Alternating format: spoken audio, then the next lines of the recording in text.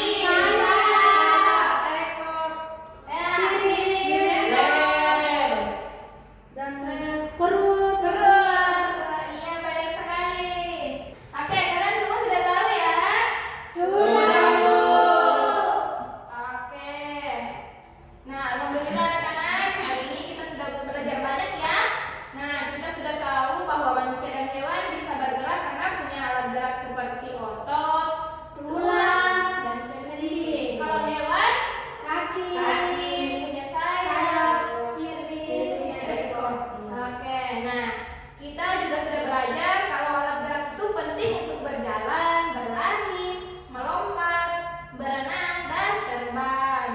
Nah, sebelum Ibu akhiri pelajaran pada hari ini, ada yang mau bertanya duluan kan?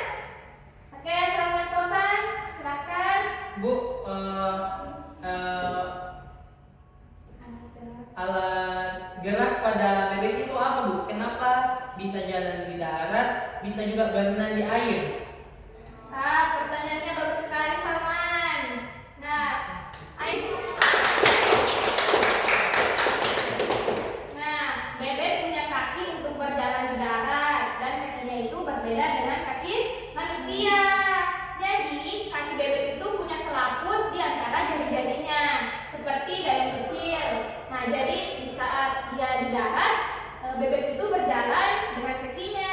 Tetapi kalau di air, selaput di kakinya membantu mereka untuk berenang lebih cepat, seperti mendayung. Nah, keren banget kan, teman? Iya, Keren, Bu. Bu. Keren, Bu. Ya, keren kan anak-anak? Nah, masih ada yang ingin bertanya? Tidak, Ibu.